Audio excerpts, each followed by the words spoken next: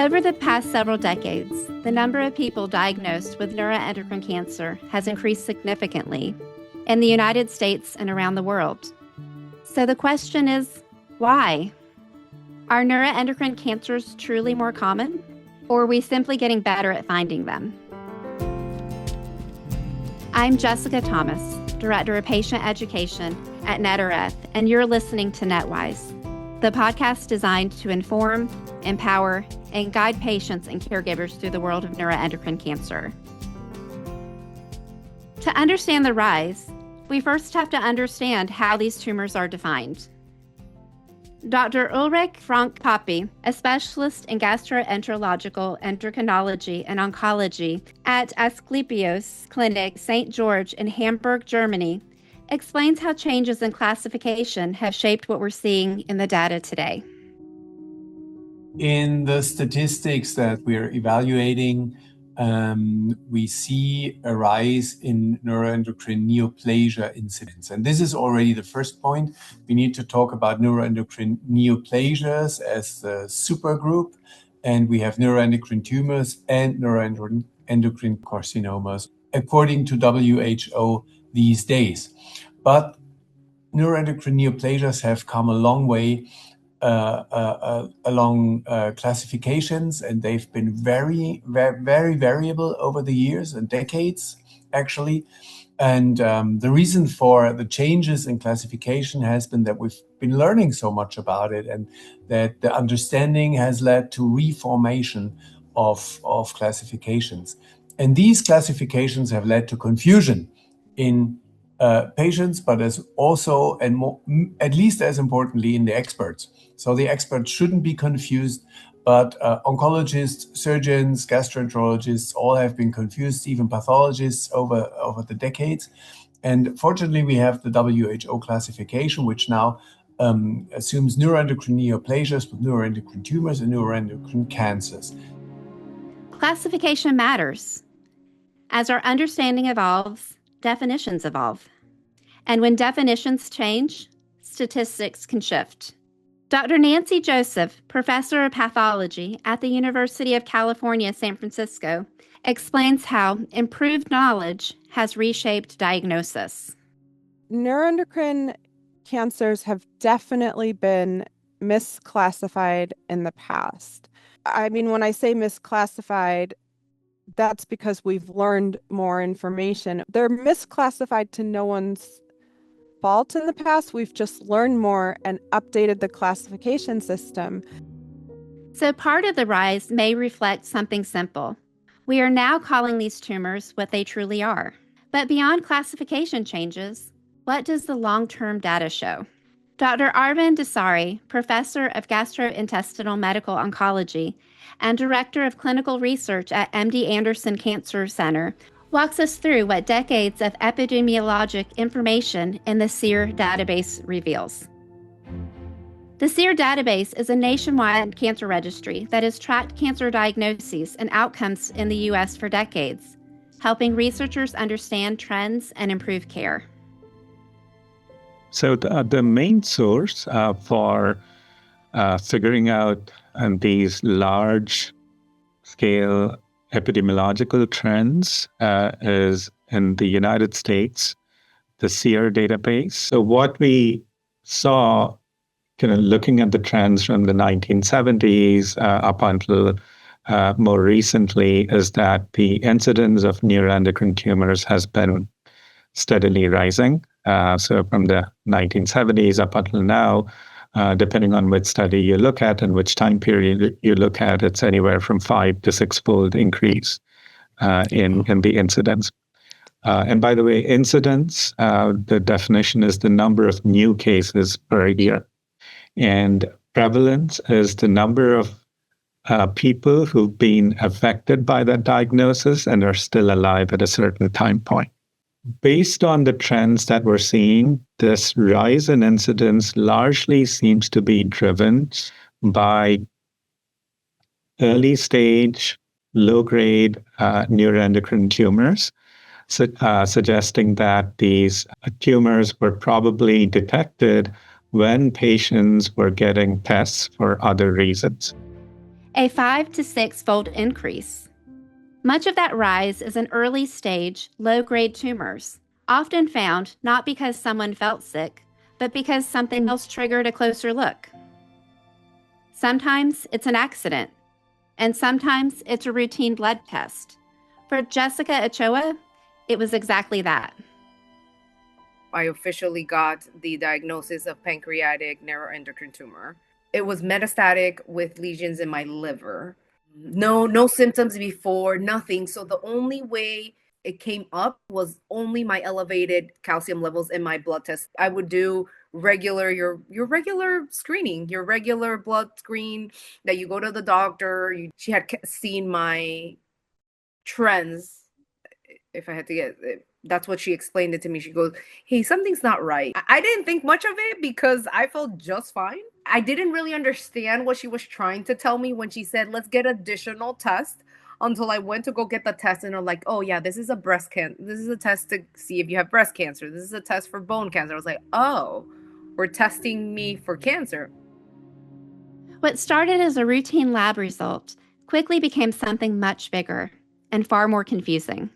All they knew at the moment was that I had a pretty large tumor in my pancreas. The medical professionals tend to gravitate at that point to that it was pancreatic cancer. That's probably what they thought I had just from the original ultrasound and x-ray. When they did the biopsy and I got the results, they did not know I had lesions in my liver until the doctor, he's the one that actually said, hey, I also found some lesions in your liver and it seemed to be the same. So I took samples of that as well. And then when the result came back, that's when I discovered they just explain it to you like, oh, this is a neuroendocrine tumor. And I'm like, okay, what does that mean? Jessica's story reflects something researchers are seeing across the country. Tumors discovered not because they cause symptoms, but because medicine is looking more closely than ever before. Dr. Dasari explains. Increasingly, we do colonoscopy as a screening test for colon cancer, and we're seeing a rise in rectal neuroendocrine tumors, likely because we're detecting more of these patients. Patients increasingly are getting more and more scans when they're in the ER for other reasons or ordered by their providers for other reasons, and they may pick up small neuroendocrine tumors in the small bowel, in the appendix, in the lung, that may be kind of adding on to this numbers as well. More colonoscopies, more CT scans, more imaging overall. Dr. Neil Rennick, Associate Professor in the Department of Pathology and Molecular Medicine at Queen's University, says better detection explains much of the rise, but he cautions that researchers must also consider deeper biological and environmental factors. So the question is, are neuroendocrine tumors on the rise? And if so, why?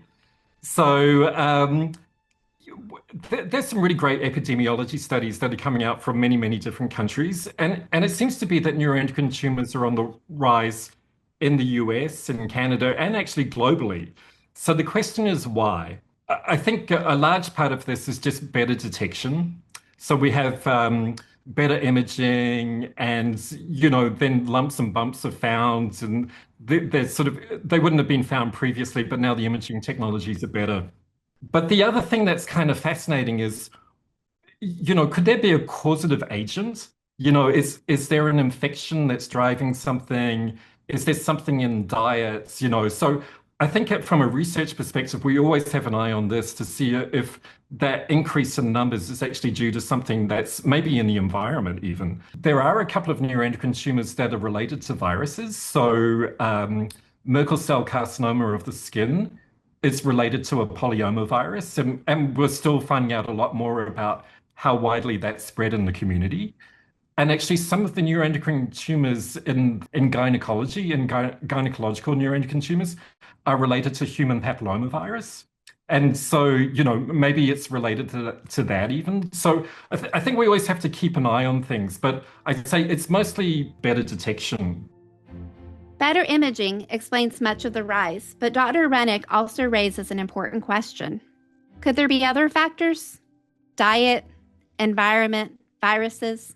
For patients, those questions don't feel abstract. They feel personal. If I look back, I reflected and said, okay, I wasn't eating well. So, and mine is, we don't know if the cancer is causing my diabetes or the diabetes caused the cancer.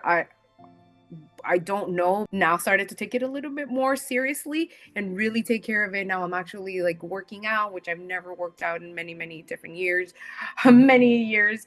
And now I'm like eating healthier, being more conscious about my lifestyle and teaching it to my kids. Jessica's questions are the same ones researchers are still trying to answer. How much of this rise is detection? How much of it could be environmental? And does the pattern look the same everywhere in the world? To understand that, Dr. Poppy gives us a better look from a global perspective. In the statistics that we're evaluating, we see a rise in neuroendocrine neoplasia incidence. And the more often you apply the appropriate diagnostics, the more often you diagnose these entities. And then obviously the statistics will be will show a rise in incidence. There are differences by region, which also depends on the population. So the people who live there and where they come from. So we know that in Eastern Asia, we have certain subgroups of neuroendocrine tumors more prevalent than, let's say, in the Western world. Like rectal neuroendocrine tumors, for example, are more prevalent in South Korea and Japan, and other data from Southeast or Eastern Asia. And so there is a difference there, but the overall incidence is very similar throughout the world. Greater diagnostic awareness leads to greater recognition worldwide. But incidence numbers tell only part of the story, a point Dr. Dasari highlights in his research. There are racial differences in the incidence and outcomes of neuroendocrine tumors. And the challenging part there that we are unable to really tease out would be how much of these differences are related to true biologic differences based on race versus other factors that are often associated, such as access to care and how close are they to kind of the best possible treatments and other health conditions that may be affecting their outcomes as well. So bottom line is, yes, there are racial differences. What we don't know is how much of that is social, cultural versus truly biological. Access to care, referral patterns, and social determinants of health may all influence outcomes. And as detection increases, so do new clinical questions. Yeah, so the big question would be, is all of this being driven by just increased detection versus are there other causes that could be contributing that are potentially modifiable? If there were a contributing factor, we would expect to see somewhat of a proportional increase across all the different stages, like early stage, kind of more advanced cancers, which we're really not seeing, which makes me think that the majority, if not all of it, is just being driven by increased detection. So that's question number one. Question number two is, what are the clinical implications of this finding? Well, the big question would be, well, so if we have somebody with a diagnosis of a very small, say, appendix tumor or a rectal tumor, how aggressive do we need to be in terms of managing those tumors? Because every treatment we do, every test we do comes at a cost, comes at risks, potential complications, and inconvenience for patients and their families. And that, I would say, is a bit of an unanswered question. Earlier detection is powerful, but it also raises important questions about what we're really seeing. From his work in pathology, Dr. Rennick argues that neuroendocrine tumors may be more common than we think. But interestingly, there's quite a lot of research work on neuroendocrine tumors in autopsy patients. And it brings up the question of, are neuroendocrine tumors actually rare or not? And if you ask a lot of clinical people, they'll say, yeah, absolutely, it's rare. If you ask an autopsy pathologist, they're going to say, actually, no, it's not rare. It's way more common than people think, and maybe even 10 times more common than people think. And the reason is a lot of these tumors are subclinical. So they really don't come to attention. It's the serious ones that come to clinical attention. But actually, in our practice, we can see fairly benign types of tumors that are just discovered incidentally. Many tumors never cause symptoms. They remain hidden unless found by chance. So what does that mean for screening? Dr. Dasari helps put that into perspective.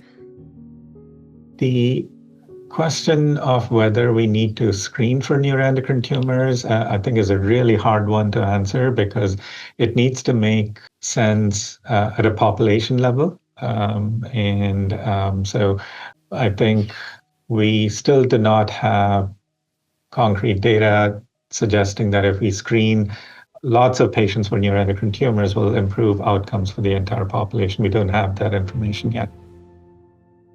Population-level screening remains uncertain.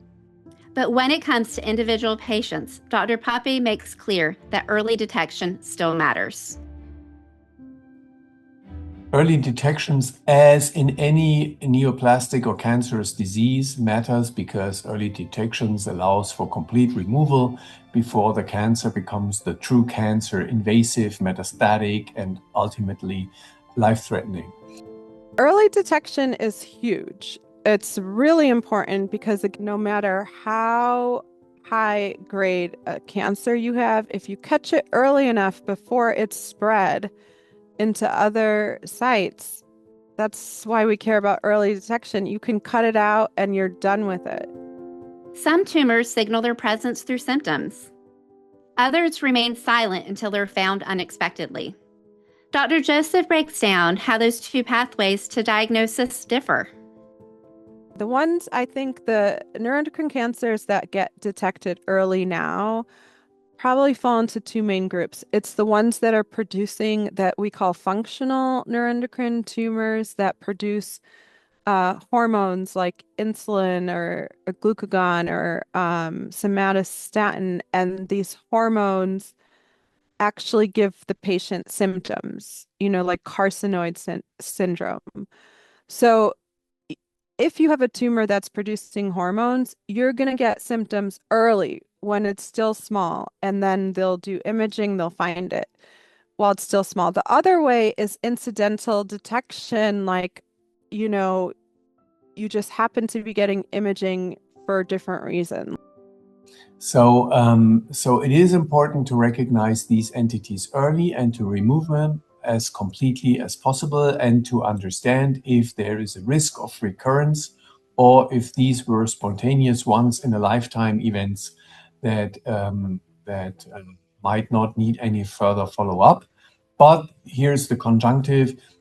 We have to consider neuroendocrine neoplasias for any time point along the lifeline or along an individual lifetime. So once one has been removed, some kind of follow-up is usually justified, with maybe the exemption of appendiceal neuroendocrine tumors. Improved imaging doesn't just find tumors. It helps doctors understand exactly what they're dealing with. Dr. Pape outlines how these advances are reshaping care for patients. I'm a gastroenterologist, so we've seen a lot of improvement with improving endoscopy techniques for early neuroendocrine tumors of organs that we can access through endoscopy. But we also have, so these are usually early stage tumors which can be resected easily via endoscopy, and therefore patients can be cured in a large proportion of patients. But we also have modern techniques like the DOTA-TATE or DOTA-TOC PET CTs using gallium as a radionuclide that kind of labels the tumors very, very specifically, not 100% specifically, but very specifically. And therefore, identification of these neuroendocrine tumors is possible with a PET scan in combination with cross-sectional imaging, usually a CAT scan, but could be an MRI as well. But that's very advanced technology, only available in few centers. With more advanced imaging, small lesions and other discoveries are made that may not pose an immediate risk. Dr. Dasari explains what that means in clinical care. Now, rectal neuroendocrine tumors, they're more readily accessible to do local treatments through colonoscopy and things like that. But say when patients are getting scans for lung screening, that is increasingly becoming a mainstay of kind of screening for lung cancer. If we diagnose lung carcinoids, because that is a more involved surgery and more involved treatment. And similarly, when patients are, say, getting abdominal scans for unrelated reasons, we often see small lesions in the pancreas. These are, for the most part, if they're less than 2 centimeters, should not be causing any issues in terms of risk of spread. More scans, more visibility, more early findings. If we're finding these tumors earlier, how do we provide the right treatment? So we published the most recent iteration just last year. The big takeaways are neuroendocrine tumors are continuing to increase in incidence, and the incidence is largely for early stage low-grade tumors.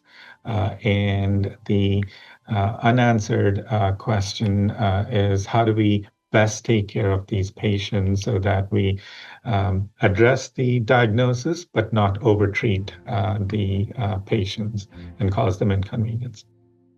To understand this better, researchers rely on strong data, not just from the United States, but from around the world.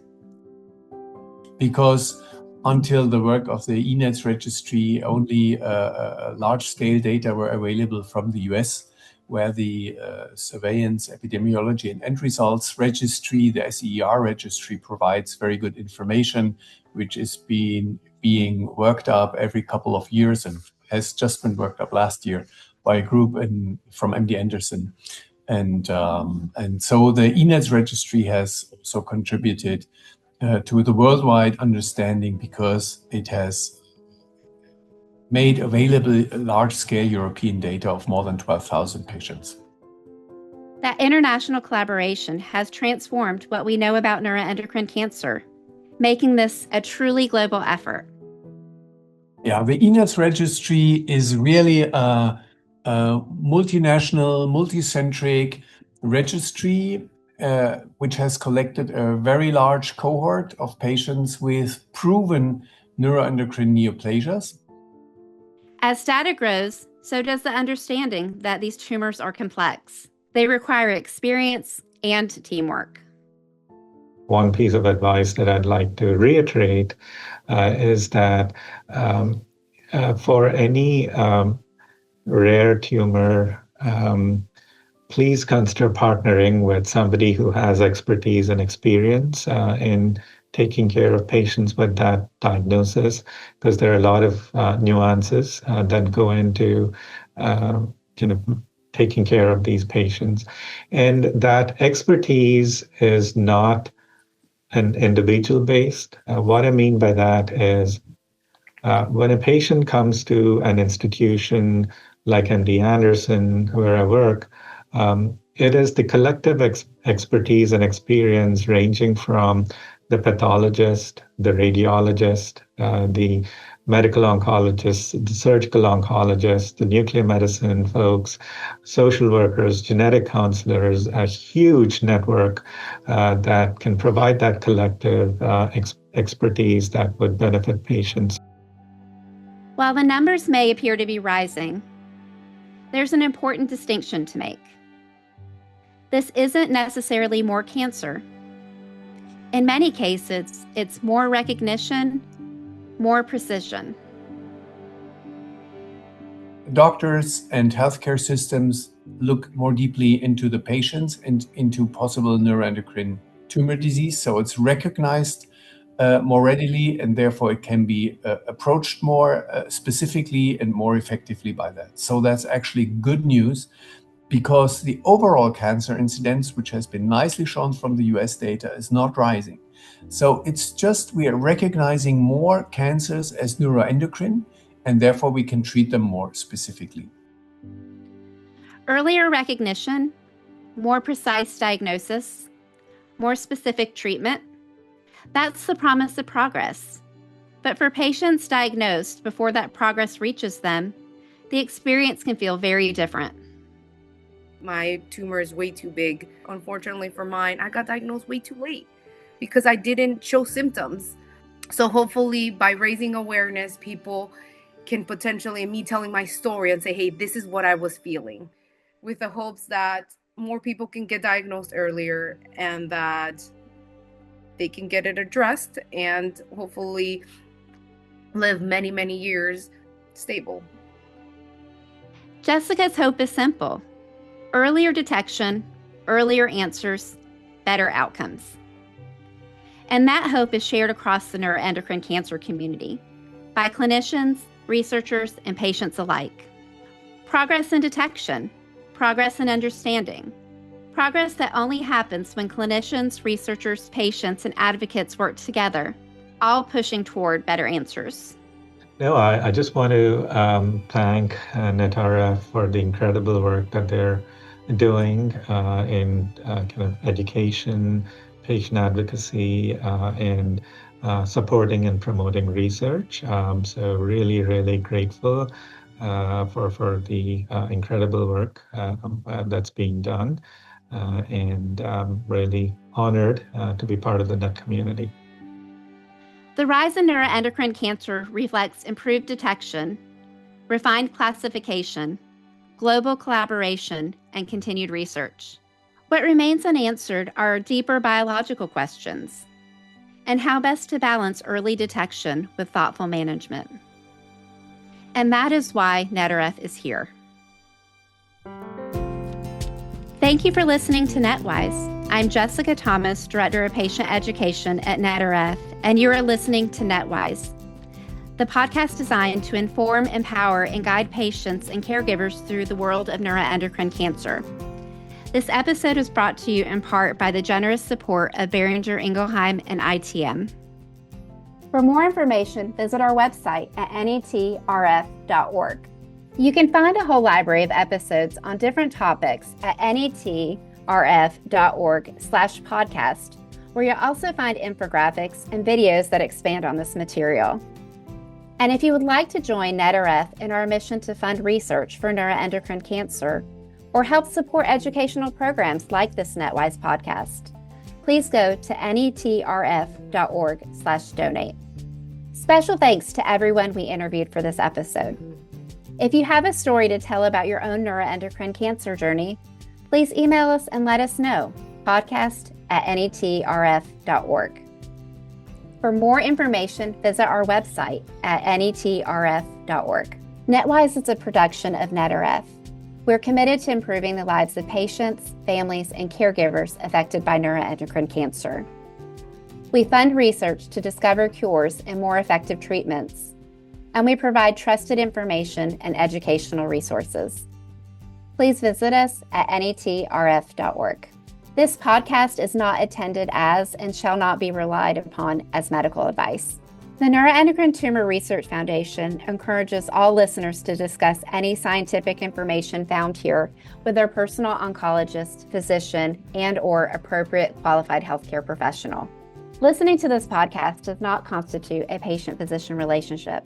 The Neuroendocrine Tumor Research Foundation does not represent that any information provided here should supplant the reasoned, informed advice of a patient's personal oncologist, physician, or appropriate qualified health professional.